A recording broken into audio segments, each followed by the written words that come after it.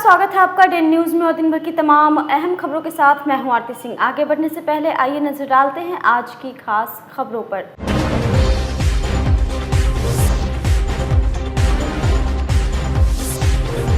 वर्चस्व की लड़ाई में खूनी संघर्ष, एक पक्ष के 4 लोगों को लगी है गोली। खानपुर के जिला पार्षद भी हुए जख्मी।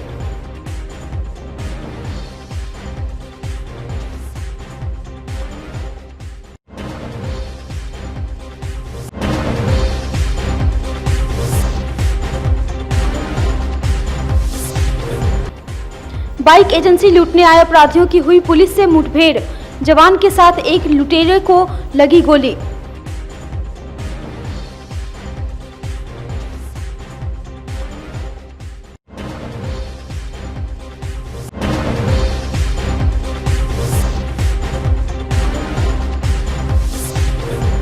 और अपने सगे भाई और भाभी ने युवक को जिंदा जलाकर मारने का किया प्रयास।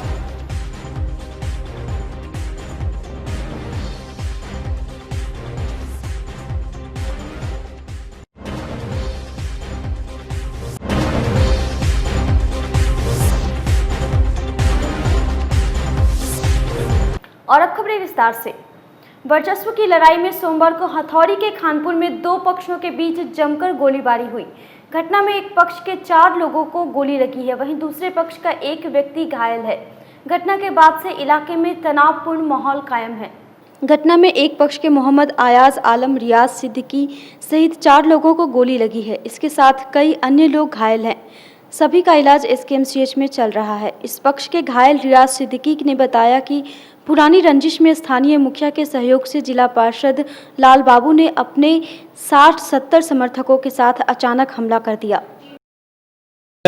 बगल के सेला पंचायत के जिला पार्षद है, सेला पंचायत के मुखिया नितेश सर आए, उनकी मदद कर रहे हैं। सारा मिलके हमने सबको सूचना दे रहे थे, बार बार थाना के सूचना दे रहे थे। मैं SP साहब को सूचना दे रहे थे। सुबह 6 बजे मैं SP साहब को सूचना दिया कि ऐसे ऐसे मेरे घर पे अटैक होने वाले हैं। SP साहब बोला कि मैं कार्रवाई कर रहा हूँ। उनका थाना की गाड़ी आई, कोई कार्रवाई नहीं हुई। उसके बाद 4 बजते बजते वो अपने समर्थन को लेकर घर पे पहुंच के सबका हत्या करने के लिए। इधर दूसरे पक्ष के घायल जिला पार्षद लाल बाबू का भी इलाज चल रहा है।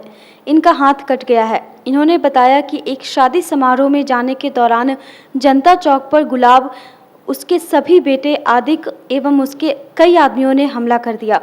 लाठी डंडे से मारने पीटने लगे। जिला पार्षद ने बताया कि इससे पहले भी उनके बेटे को इन लोगों ने मार पीट कर गंभीर रूप से घायल कर दिया था। दियादी में एक शादी थी अथर के लड़की की। उसी शादी में भोज खाने के लिए बारात आ गया था, तो जा रहे थे। हमारे साथ में मुमताज़ था और अतीक, तीनों आदमी हम जा रहे थे। उसी जनता चौक पर जो है दुकान में बैठा हुआ था मोहम्मद हादिक का दोनों बेटा, बारिक का लड़का और गुलाब, 5-6 भाई। हम जैसे ही आगे बढ़े, हादिक जो है फरसा जो है लेकर के सामने आ गया, फरसा चलाया, हम रोके, मेरे हाथ में जो है लग गया, तो कट गया।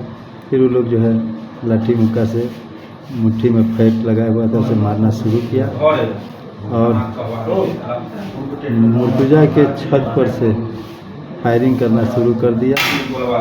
तनवीर जो नूर मोहम्मद का बेटा है, बहुत दूरी हो रही थी, इसलिए गोली तो हमको भी नहीं लगा। उधर से गुलाब जो है गोली चलाया बेचू भाई के मरैया में। सुनने में आया है कि गांव के किसी आदमी को जो है जांग में गोली लगी। इधर हल्ला हुआ, इधर से भी लोग पहुंचे, दोनों तरफ से कुछ जो है गाला गलौज हुआ। अभी घटना के बाद से खानपुर इलाके में तनावपूर्ण माहौल है। एहतियात पुलिस कैंप कर रही है। DSP रामनरेश पासवान ने कहा कि मामले की जांच पड़ताल की जा रही है। उन्होंने कहा कि पुरानी रंजिश में गोलीबारी होने की बात सामने आ रही है। हाँ, सूचना मिली है कि 2 पक्ष में वहाँ पे किसी पुराने विवाद को लेकर करके गोलीबारी की घटना हुई है। कुछ लोग अस्पताल में इलाज के लिए आए हैं। हम लोग उसका बयान ले रहे हैं, जानकारी ले रहे हैं, विवाद क्या है उसको सुलझाने की। दोनों पक्ष की तरफ घायल है। फिर एक पक्ष तो आए हैं, दूसरे पक्ष से नज़र नहीं आ रहे हैं, कहाँ पर हैं, हम लोग उसको भी खोज कर रहे हैं। मुजफ्फरपुर के मोतीपुर में सोमवार को पुलिस की अपराधियों से मुठभेड़ हो गई। मुठभेड़ में जहां एक जवान को गोली लगी है, वहीं एक अपराध कर्मी गोली लगने के बाद गंभीर स्थिति में है। अपराधी एक बाइक एजेंसी को लूटने आए थे, जिसकी सूचना पुलिस को मिली और आनन फानन में पुलिस मौके पर पहुंची, जिसे देख अपराधी घबरा गए और पुलिस पर गोली चलाना शुरू कर दिया। जानकारी के मुताबिक मोतीपुर स्थित हीरो बाइक एजेंसी को लूटने आए अपराधियों की पुलिस से भिड़ंत हो गई। पुलिस को सूचना मिली कि बाइक एजेंसी को अपराधकर्मी लूटने आए हैं। पुलिस के मौके पर पहुंचते ही अपराधी भागने लगे। पुलिस ने जब अपराधियों को खदेड़ना शुरू किया तो उन लोगों ने पुलिस पर गोली चलानी शुरू कर दी।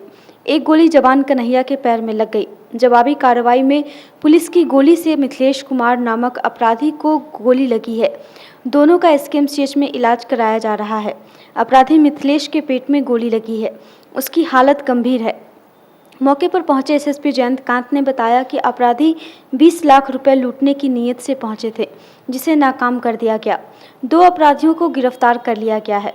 उनके पास से 2 पिस्टल, 1 कार्बाइन, 1 कट्टा बरामद किया गया है।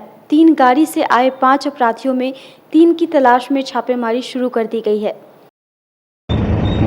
मुजफ्फरपुर में मोतीपुर थाना क्षेत्र में कुछ अपराधी एक हीरो होंडा एजेंसी को लूटने के लिए आए थे। पुलिस को सूचना मिली, सिटी एसपी मुजफ्फरपुर को, लोकल एसएचओ को और बाकी पुलिस के सभी लोगों को सूचना मिली। उसमें आके मौके पर कार्रवाई हुई। कार्रवाई के दौरान कुछ अपराधी लूट के जो भाग रहे थे, उस दौरान गोलाबारी की पुलिस के ऊपर। फायरिंग के इंसिडेंट में एक अपराधी को गोली लगी है और उसको हॉस्पिटल पहुंचाया गया है। और इसके अलावा एक पुलिस के कांस्टेबल को, जो कि बीएमपी का जवान है, उसके पैर में गोली लगी है, उसको भी हॉस्पिटल ले जाया गया है। एक कार्बाइन, 2 पिस्टल, 1 कंट्रीमेड वेपन और बाकी जो अपराधियों की बाइक है उसको जो है रिकवर किया गया है। अभी तक की पूछताछ चल रही है। दोनों की इसमें 2 अपराधियों की अरेस्टिंग भी हुई है, जिसमें से एक व्यक्ति ने बताया है कि पहले भी जेल गया हुआ है और 2 अपराधी मौके से फरार भी हुए हैं। बाकी अभी सारा अपडेट लिया जा रहा है। मुशहरी के सुथियारा गांव में रविवार की देर रात उदय कुमार नाम के युवक के शरीर में उसके अपने ही भाई और भाभी ने पेट्रोल डालकर आग लगा दी। परिवार के अन्य सदस्य आनन फानन में उसे लेकर पीएचसी पहुंचे, जहां उसे एसकेएमसीएच रेफर कर दिया गया। उसकी स्थिति गंभीर बनी हुई है। परिजनों ने बताया कि कुछ महीनों से रास्ते को लेकर दोनों भाइयों में विवाद चल रहा था। रविवार की रात सोए अवस्था में उदय के ऊपर पेट्रोल डाल आरोपी भाई अजय और उसकी पत्नी ने आग लगा दी। शोर मचाने पर परिवार के लोग मौके पर पहुंचे, तब तक भाई और भाभी फरार हो गए। मामले की जांच में पुलिस जुट गई है। लड़के कहलक कि हमरा भाई भाभो जरा लड़का हम सब न देखली। लड़का बोल कि भाई भाभो मिलकर जरा झगड़ा हम सब न रही घरे। दिन में हम सब मान लिया घास भूसा काम धंधा में लग गई, न रही घरे। ताले मुँह ठुटी कथी ला भाई भाई में कैलक। और बाद रात में पेट्रोल छीट कर भाई यह लड़का कहलक कि भाई भाभो सुतल रही खटिया पर। हम सब अलग सुतल रही और खटिया पर अलग सुतल रहे। हम सब रूम में बाहर सुतल रहे। ओमे खटिया पर जाकर पेट्रोल आथी छीट के दिल। लड़का कहलक हमरा कि पेट्रोल आथी छीट दिलक, सलाई एगो बारलक, एगो पेट्रोल छीट कर जरा दिलक भाई भाई। कौन बात को लेकर झगड़ा होइत रहलक? ओहे दिया भाई भाई में कोई बात होई छै, खोजा खोजी कुछो ला जमीन के विवाद ना जमीन मिल गया कुछ ना। अच्छा, खाली भाई या भाभो दोनों मिल गए। कोई बात होई छै तो कहे तोरा पापा इतना करे छन, वह करे छन, हमर है तोहर ना, हमर है तोहर ना, वहे ला इतनी बात। क्या से जलाया है? क्या चीज से जलाया? पेट्रोल जानी छिटलक। लड़का कहलक हाँ पेट्रोल। कितना बजे घटना हुआ? वहे 1 बजे। मनमाने फीस वसूलने और बिना पढ़ाई कराए फॉर्म भरे जाने से आक्रोशित लॉ के विद्यार्थियों ने सोमवार को एसकेजे लॉ कॉलेज में जमकर हंगामा मचाया। छात्रों ने कॉलेज प्रशासन के खिलाफ नारेबाजी करते हुए पढ़ाई पूरी कराने की मांग की। वहीं कॉलेज के प्राचार्य के.एम. तिवारी ने बताया कि जो स्टूडेंट्स ऑनलाइन क्लास नहीं कर पाए उन सभी के लिए व्यवस्था कराई जा रही है। हंगामे पर उन्होंने कहा कि राजनीति करने वाले लड़के ही इस तरह के काम कर रहे हैं। सर हमारा समस्या ये, हम लोग ये चाहते हैं कि जैसे हमारा क्लास हुआ तो क्लास जनवरी में स्टार्ट हुआ, जो मार्च तक चला, होली से पहले तक क्लास चला हमारा। इस बीच में ये होता है ना कम से कम कि हम लोग जैसे अभी ऑनलाइन क्लासेस भी चलाए गए हमारे, तो हमको सब कुछ देख के करेंगे ना। हमारा जो भी क्लास लेंगे नहीं लेंगे वो सब कुछ को देख के करेंगे। इन लोगों ने 2 महीने के बेसिस पे, 1.5 महीने के बेसिस पे निकाल दिया।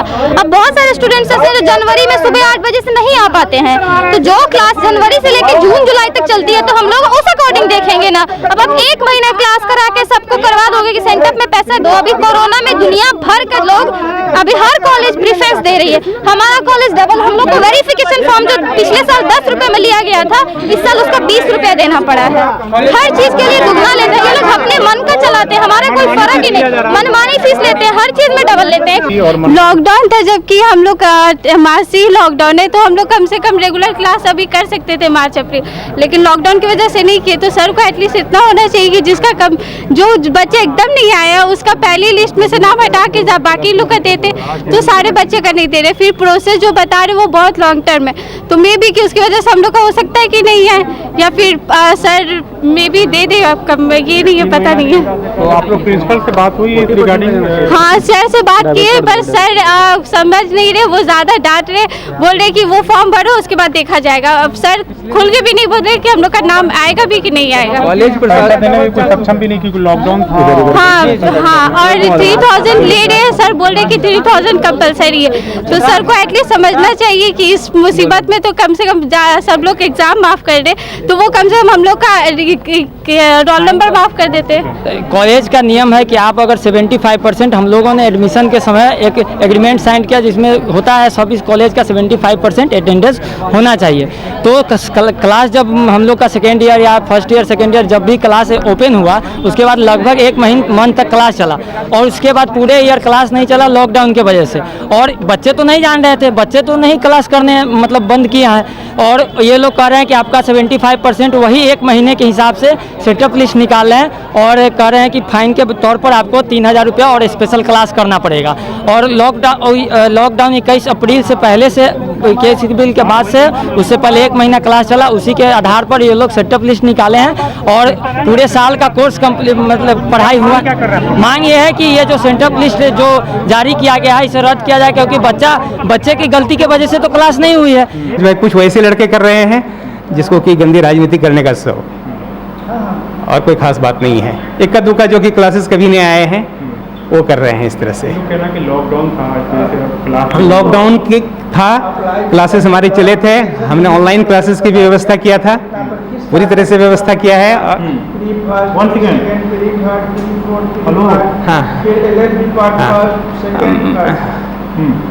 हाँ, हमारे वाइस प्रिंसिपल साहब भी हैं, तो इसलिए ये स्टूडेंट्स वेलफेयर स्कीम के तहत चल रहा है ये सब चीज़। और जो क्लासेस चल रहे हैं वो चूँकि वैसे स्टूडेंट्स के लिए हैं जिन्होंने कभी क्लासेस नहीं किया है, उनकी पढ़ाई में किसी तरह की डिफिशियंसी नहीं हो, कोई कमी नहीं हो, इसलिए व्यवस्था किया गया है। ये हमारा क्या ये लोग आश्वासन दे रहे हैं? आश्वासन दिए हैं कि वैसे स्टूडेंट्स, अधिकांश स्टूडेंट्स जो क्लासेस नहीं कर सके हैं डिस्टर्बेंस के चलते, उनके लिए हमारे फिर से टीचर्स की व्यवस्था करके और उनके क्लासेस की व्यवस्था करके। सोमवार को बिहार के मुख्यमंत्री नीतीश कुमार ने वर्चुअल माध्यम से एक साथ राज्य के 2 लाख लोगों से निश्चय संवाद किया। मुजफ्फरपुर जिले के 16 प्रखंडों में 200 से ज़्यादा बड़ी LED स्क्रीन्स लगाई गई। करीब 2 लाख से ज़्यादा लोगों ने मुख्यमंत्री का संवाद सुना। विभिन्न जगहों पर हो रहे कार्यक्रम में कार्यकर्ता और नेताओं में गजब का उत्साह देखने को मिला। वहीं पार्टी के इमली चट्टी स्थित जिला कार्यालय में जिलाध्यक्ष सहित अन्य पार्टी नेताओं ने मुख्यमंत्री के निश्चय संवाद को सुना। साथ ही पार्टी की महानगर महिला अध्यक्ष के PNT चौक स्थित आवास पर भी सैकड़ों की संख्या में महिलाओं ने मुख्यमंत्री के संवाद को सुना। इस दौरान महिलाओं में भी उत्साह देखने को मिला। निश्चय संवाद कार्यक्रम है जिसको हम लोगों ने पूरे जिले में विस्तृत रूप से इसको प्रचार प्रसार के करके लगभग जो है सो 1.25 लाख लोगों के बीच में ये प्रोग्राम चलेगा। पूरे प्रखंड में, पंचायत में, बूथ लेवल तक चलेगा। और यहाँ महिलाओं की विशेष यहाँ शिविर लगाई गई है नगर अध्यक्षा श्रीमती राशि खत्री के नेतृत्व में। और यहाँ जो है सो ये वर्चुअल कार्यक्रम हम लोग महिलाओं के बीच में नीतीश जी के द्वारा जो कार्यक्रम हुआ, नीतीश जी को खुद सुनाने का उनसे सुनेंगी तो ज़्यादा प्रभाव होगा। और इसी वजह से हम लोग ये कार्यक्रम कर रहे हैं। और हम लोगों के जो है सो यहाँ पर महिलाओं की उपस्थिति आप देख ही रही हैं। लगभग 500 महिला का यहाँ व्यवस्था किया गया। आज मुख्यमंत्री जी का निश्चय संवाद था। इसमें उन्होंने महिलाओं के उत्थान के लिए क्या क्या काम किए, पोशाक योजना, छात्रवृत्ति योजना और साइकिल आदि आबादी के लिए उन्होंने बहुत सारे काम किए। उन्होंने आज हम लोग को संबोधित किया, सब महिलाओं, पुरुषों और युवाओं को, और जन जन में उनकी वो फैलेगी, उनकी जागृति फैलेगी। और 2020 में हम लोग को मुख्यमंत्री श्री नीतीश कुमार को फिर से लाना है। ये हम वर्चुअल रैली के माध्यम हमारे नेता का निश्चय संवाद जो लाइव चल रहा है, अभी आप लोग देखे होइएगा। और ये व्यवस्था पूरे मुजफ्फरपुर में जिस हिसाब से की है, एक उत्सव की तरह, जो लगभग हम लोग के पार्टी के तरफ से जो सोशल मीडिया पर काम किया गया है, जिसमें 1,24,000 जो हमारे पार्टी के मुजफ्फरपुर में एक्टिव मेंबर है, जो क्रियाशील सदस्य हैं, जिनके ऊपर लिंक भेज दिया गया है मोबाइल पर, जो व्हाट्सएप ग्रुप से जुड़े हुए हैं। कई तरह का ग्रुप हम लोग ने यहाँ पर बनाने का काम किया है और लगभग ये काम हम लोग का विगत एक महीना से चल रहा है। आज जिस तरह की व्यवस्था पूरे ज़िला में की गई है, लगभग 212 एलईडी टीवी की व्यवस्था की गई है और बड़े स्क्रीन की जो एलईडी की व्यवस्था लगभग 24 जगहों पर की गई है मुजफ्फरपुर शहर में, और कुछ ग्रामीण इलाकों में जो मुख्यालय कार्यालय है उस जगह पर। और काफ़ी उत्साह है लोगों के बीच, और 2 लाख लगभग लोगों को जुड़ने के लिए हम लोग प्रयास किए हैं और लोग जुड़ा है और काफ़ी सफलतापूर्वक हम लोग को मैसेज आ रहा है। ये हम लोग का माननीय नेता का जो निश्चय संवाद का लाइव चल रहा है। सितंबर महीने को हर साल सरकार के द्वारा राष्ट्रीय पोषण माह के रूप में मनाया जाता है। इसी कड़ी में सोमवार को समाहरणालय में पोषण माह की शुरुआत जिलाधिकारी चंद्रशेखर सिंह और जिला कार्यक्रम पदाधिकारी ने फीता काटकर किया। साथ ही अधिकारियों ने शपथ ली। कार्यक्रम स्थल को विभिन्न प्रकार की रंगोली से सजाया गया। इस संबंध में जिला स्तरीय परामर्श केंद्र का शुभारंभ किया गया। यह अभियान हर आंगनबाड़ी केंद्र तक चलाया जाएगा, जिससे बच्चे कुपोषण का शिकार न हो, और जो बच्चे कुपोषण का शिकार हैं उन बच्चों को कैसे ठीक किया जा सके इसके बारे में बताया जाएगा और जागरूकता अभियान भी चलाया जाएगा। कार्यक्रम के दौरान जिला सूचना एवं जनसंपर्क पदाधिकारी कमल सिंह भी मौजूद थे। खड़े हो सकते हैं ना, उनको इस पर खड़ा करके उनका हम लोग वजन लेते हैं, उनका वजन कितना है। अगर कम होता है तो आंगनबाड़ी सेविका जो होती हैं वो उसका खास ख्याल रखती हैं और उसको कुपोषित होने से बचाती हैं। और क्या क्या व्यवस्था है? और ये मशीन है, इस पर जो 6 माह से कम के बच्चे होते हैं या 6 माह तक के बच्चे होते हैं, उनको इस पर लेटा करके उनका वजन किया जाता है, क्योंकि वो खड़े नहीं हो सकते हैं इसलिए। तो ये इन्फेंटोमीटर है, और जो बच्चे खड़े हो सकते हैं उनकी लंबाई उस पर नापते हैं वो स्टेडियोमीटर है। तो ये सारे जो इक्विपमेंट हैं ये हमारे नज़दीकी आंगनबाड़ी सेंटर पे रहते हैं। सभी आंगनबाड़ी सेंटर पे रहते हैं, और सभी सेविका हर महीने की 14 तारीख को वजन दिवस के मतलब जो वजन दिवस होता है उस दिन वो इसका वजन करती है हर अपने क्षेत्र के पोषण क्षेत्र के सभी बच्चों का। ये पोषण माह का हम लोगों ने आज शुभारम्भ किया है। ये सितंबर माह को पोषण माह के रूप में मनाया जाता है हर साल वर्ष 2018 से। और जिला स्तर पर एक परामर्श केंद्र का उद्घाटन हमारे जो जिला कार्यक्रम पदाधिकारी हैं और उनकी टीम है उसके नेतृत्व में किया गया है। और प्रत्येक आंगनबाड़ी केंद्र तक ये अभियान चलेगा पूरे महीने भर। इसका उद्देश्य है कि बच्चों को कुपोषण से बचाया जाए। बड़ी संख्या में बच्चे कुपोषित हैं, और दूसरा अगर कुपोषित बच्चे हैं तो उनको कैसे हम लोग कुपोषण से मुक्त कराएं, ये भी इसका उद्देश्य है। और इसके साथ साथ बच्चों को कोविड-19 के संक्रमण से भी कैसे बचाएं। Mithanpura club road west side mall के पास सोमवार को आधुनिक बैग की दुकान लगे जंक्शन का उद्घाटन विधायक बीबी कुमारी ने किया। इस दौरान दुकान के प्रोप्राइटर अकबर आजम सिद्दीकी और नैयर आजम, आफ्ताब आलम, फहद जमा, मुफ्ती इरफान कासमी, फैजान आदिल, प्रभात रंजन सहित काफ़ी संख्या में लोग मौजूद थे। विधायक बेबी कुमारी ने कहा कि किसी भी प्रतिष्ठान की सफलता ग्राहकों की सेवा और ईमानदारी पर ही तय करती है। वहीं प्रोप्राइटर ने बताया कि शहर के युवकों के लिए एक ही जगह बैग से लेकर बेल्ट तक उपलब्ध है। ऑनलाइन ऑर्डर कर घर पर भी बैग मंगाया जा सकता है। ये एसआर लेदर ग्रुप की ये दूसरी शॉप है यहाँ पर लगेज जंक्शन। आज यहाँ पर सबसे पहले हमने अपने इस्लामी तरीके से तिलावत कुरान पाक और दुआ के ज़रिए अपने इस शॉप का इफ्तिताह किया। उसके बाद बोछा की प्रेजेंट विधायक बेबी कुमारी जी के शुभ हाथों से यहाँ पर हमारे शॉप का उद्घाटन किया गया। ये हमारा जो दूसरा शॉप है एसआर लेदर ग्रुप का, ये जो लगेज जंक्शन है, यहाँ पे हमने जितने भी रनिंग ब्रांड हैं जैसे सोनेट है, अमेरिकन ट्विस्टर है, सफारी है, वाइल्ड क्राफ्ट है, स्काई बैग है, एरिस्टोकेट, जितनी भी ब्रांड हैं उन सबों को हमने यहाँ पे फोकस करने की कोशिश की है। और सबसे बड़ी बात यह है कि हमने क्वालिटी मेंटेन किया है और जो कस्टमर की डिमांड है उसके हिसाब से हम फुलफ़िल करने की कोशिश की है। और आज जो ओपनिंग सेरेमनी है जो हमारा, उसमें हमने कोशिश की है अप टू 65% कस्टमर को देने की। और मैं चाहूँगा कि जितने भी लोग हैं या हमारे सुनने वाले, हमारे जानने वाले जो भी लोग हैं वो यहाँ पे आएँ। लोकेशन क्या है? ये लोकेशन हमारा क्लब रोड मिठनपुरा, ये जो वेस्ट साइड मॉल के बिल्कुल ही करीब है। बिल्कुल इस पूरे क्लब रोड का ये पहला अपने तरीके का ये पहला शोरूम है। लगेज विशेष क्या रहेगा? जी हाँ, महिलाओं के लिए सबसे बड़ी बात है जो अभी हमारा ट्रेंडिंग प्रोडक्ट है, वो खासकर जो यंग ट्रेंड गर्ल्स हैं उनके लिए बटरफ्लाई बैग है, साइडर है। हमने साइड सेलिंग के लिए बहुत सारी रेंज यहाँ पे मुहैया कराई हैं।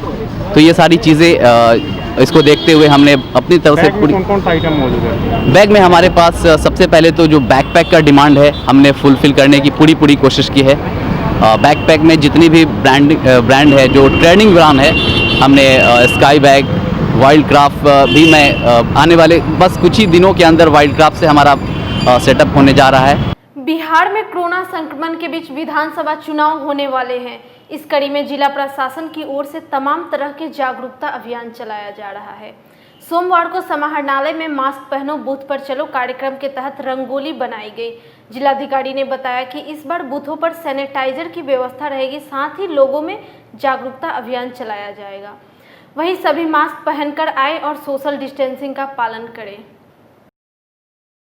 ये स्वीप कार्यक्रम हम लोगों का है जो मास्क पहनिए बूथ पर चलिए। ये अगला चुनाव को देखते हुए हम लोग कोशिश कर रहे हैं कि जो कोरोना का संक्रमण है उसके दौरान जो चुनाव होने वाला है उससे लोग प्रभावित नहीं हो, तो लोगों को जागरूक कर रहे हैं कि वोट देने के दौरान मास्क का जरूर उपयोग करें। सैनिटाइजर की व्यवस्था वहाँ रहेगी बूथ पर, तो उसका उपयोग करें। घबराएं नहीं, बूथ पर आएँ, सोशल डिस्टेंसिंग के साथ मतदान करें। ये हम लोग अभियान शुरू किया है। बीते महीने सदर थाना क्षेत्र में अधिवक्ता नीरज कुमार सिंह पर गोलीबारी हुआ था, जिसमें एक आरोपी गिरफ्तार किया गया, लेकिन मुख्य आरोपी पुलिस की गिरफ्त से अभी भी बाहर है, जिसे लेकर विभिन्न संगठन के लोगों ने सोमवार को समाहरणालय में धरना दिया और जिलाधिकारी को ज्ञापन सौंपा। नीरज कुमार सिंह ने कहा कि साजिश के तहत हत्या का षड्यंत्र रचा गया था। 3 महीने बीत जाने के बाद भी मुख्य आरोपी को अभी तक पुलिस गिरफ्तार नहीं कर पाई, जिस वजह से पूरा परिवार भय के माहौल में जी रहे हैं। 7 जून को मेरे साथ गोलीकांड हुई थी खबरा मेरे मार्केट पे। मैं उसी के संदर्भ में धरना प्रदर्शन आज दिया था। 3 महीना बीत गया मेरे साथ गोलीकांड को, लेकिन मेन मास्टरमाइंड डॉक्टर को नहीं पकड़ा गया, जो सूत्रधार था, जिसने पैसे देकर को गोली चलवाई थी। इसमें एक लड़के की गिरफ्तारी हुई है, राजन मोनू, जो शूटर था। उसने बताया कि डॉक्टर ने मुझे 3 लाख रुपए देकर के गोली मारने को कहा गया था। मैं पेशेवर हूँ, मेरा यही मांग है कि कम से कम उस डॉक्टर मास्टरमाइंड को पकड़ा जाए, जिससे मैं और मेरा परिवार सुरक्षित हो करके जीवन यापन कर सके। हर दिन हम लोग डर के साए में जी रहे हैं। बच्चे को डर लगता है, माँ घर से निकलती है तो डर लगता है। मैं घर का अकेला सदस्य हूँ, जीविकोपार्जन के लिए बाहर पछड़ी आना ही पड़ता है। मैं एक विधि व्यवसायी हूँ और मुझे हर दिन घर से निकलना पड़ता है। मेरी सरकार से यही मांग है कि मास्टरमाइंड डॉक्टर को पकड़ के जल्दी से जल्दी सलाखों के पीछे डाले और मेरे परिवार को सुरक्षित जीने का अवसर दे। नीरज सिंह राणा अधिवक्ता जो हैं उनके ऊपर गोली कांड हुआ था, इनको गोली लगा था और बाल जिसमें बचे, उसमें जो मास्टरमाइंड था उसकी गिरफ्तारी आज तक नहीं हुई है। लोग खौफ की ज़िंदगी जी रहे हैं और प्रशासन चैन से सोई हुई है। इसलिए हम माननीय एसएसपी साहब से आग्रह करते हैं कि अविलंब नीरज सिंह राणा पर जो गोली मतलब चलवाने का साजिश रचा, जो मुख्य साजिश करता था, जो उसकी गिरफ्तारी हो, ताकि ये लोग चैन की सांस ले सके और आराम से ज़िंदगी व्यतीत कर सके। साथ ही मैं ये भी मांग करता हूँ कि जो उस लड़की का अपहरण हो गया है और आज तक कोई पता नहीं चला, तो लोगों में प्रशासन के खिलाफ समझिए एक मतलब गलत मैसेज आ रहा है कि प्रशासन काम करने में नाकाम है। तो मैं माननीय जिलाधिकारी महोदय और एसएसपी महोदय से आग्रह करूंगा कि इस दोनों मुद्दा पर अविलंब संज्ञान लिया जाए और जो भी मुख्य अभियुक्त है उसकी गिरफ्तारी हो, ताकि समाज को न्याय मिले और समाज को जो पुलिस प्रशासन पर विश्वास है। डोर स्टेप डिलीवरी कार्यकर्ताओं द्वारा बिना वजन किए एवरेज खाद्यान्न दिए जाने एवं बोरी का वजन भी नहीं किए जाने सहित 7 सूत्री मांगों को लेकर सोमवार को फेयर प्राइस डीलर एसोसिएशन ने समाहरणालय में धरना दिया। मौके पर जिला अध्यक्ष अरुण कुमार चौधरी सहित कई लोग मौजूद रहे। अंत्योदय वितरण मार्च, अप्रैल और मई में स्थानीय पदाधिकारी द्वारा करा दिया गया रजिस्टर पर, और ई पोस्ट मशीन में वो अब बैलेंस बता रहा है कि इसलिए हमारी फेयर प्राइस एसोसिएशन के विक्रेता जितने हैं जन वितरण के, वह सब बहुत भयभीत है कि हमने वितरण भी कर दिया और मेरा माल घटा भी नहीं। कोई न हो हमारे ऊपर कोई न कोई ऐसा बोझ डाला जाए। दूसरी बात है कि हमारा ठेकेदार जो है डोर डिलीवरी का, उसका कोई मापदंड नहीं है। वह है अनाज जो भेजते हैं वह है बिना काटा का भेजते हैं। जो डीलरों के यहाँ वजन कराना है वो वजन नहीं कराते हैं, और 100 कुंटल 1 कुंटल माल में 2 किलो से 2.5 किलो माल कम देते हैं हमारे डीलरों को। और डीलर जब काटा कराने की बात करते हैं तो उन पर धमकी भरा शोर में यह उनसे कहा जाता है कि अगर माल नहीं उतारोगे तो प्रशासन द्वारा तुम्हारे ऊपर FIR करा देंगे। हमारा डीलर बहुत इससे डरता है और माल को उतार लेता है, इसलिए इसकी खामियां हमारे उपभोक्ता के साथ हमारे डीलर को करना पड़ता है। हमारे कुरहन्नी में डोर डिलीवरी का ठेकेदार जो है वो अधिक मनमानी करता है, और वह जो मन में आता है बिना वजन किए हुए हमारे 8 बजे 9 बजे 11 बजे रात तक, यह तो अब सरकार द्वारा चिप्स लगाया गया है गाड़ी में, इसे भी वह सरकार देख सकती है कि हाँ 11 बजे 10 बजे रात में जो है सो माल जो है डीलरों के पास पहुंचाया जाता है, और बिना काटा किए हुए वो माल को हिल दिया जाता है, और डीलर त्राही मांग करते रहते हैं। कोई इस पर पदाधिकारी सुनवाई करने के लिए था। क्या मांग है आप लोग का? 8 तारीख को मैंने एक ज्ञापन दिया डिस्ट्रिक्ट मैनेजर को, लेकिन डिस्ट्रिक्ट मैनेजर भी इस पर कोई इससे ज्ञान नहीं लिया। इसलिए हमारी मांग है कि अगर कुरहन्नी के डोर ठेकेदार जो है वो अगर सही वजन करके नहीं देगा तो हम लोग उस पर कार्रवाई करने के लिए समर्था महोदय के यहाँ कार्रवाई करने के लिए मैं एक पत्र लिखूंगा। RBBM कॉलेज ने सोमवार को कलम के जादूगर रामवृक्ष बेनीपुरी जी की 52वीं पुण्यतिथि मनाई गई, जिसकी शुरुआत प्राचार्य डॉक्टर ममता रानी ने इनकी मूर्ति पर माल्यार्पण कर की और कहा कि श्रद्धेय बेनीपुरी जी सामाजिक, राजनीतिक, साहित्यिक और शैक्षणिक विषयों के भी आंदोलनकारी थे। एक तरफ जहां इन्होंने एक से बढ़कर एक साहित्यिक रचनाएं की जिसमें समाज और राजनीति दोनों की प्रमुखता होती थी, वहीं इन्होंने सत्ता के पद को सुशोभित कर जन सेवा का काम किया। इनके जीवन से हम सभी शिक्षक, छात्र और आम लोगों को प्रेरणा लेनी चाहिए। आज इस कॉलेज के जिनके नाम पर यह कॉलेज है, स्वर्गीय रामवृक्ष बेनीपुरी जी, उनकी आज पुण्यतिथि है। और रामवृक्ष बेनीपुरी जी न सिर्फ एक शिक्षाविद थे बल्कि वो एक बहुत बड़े साहित्यकार भी थे। पूरे देश में उनको कलम की जादूगर के नाम से जाना जाता है और उनकी रचनाएं बच्चे किताबों में पढ़ते हैं।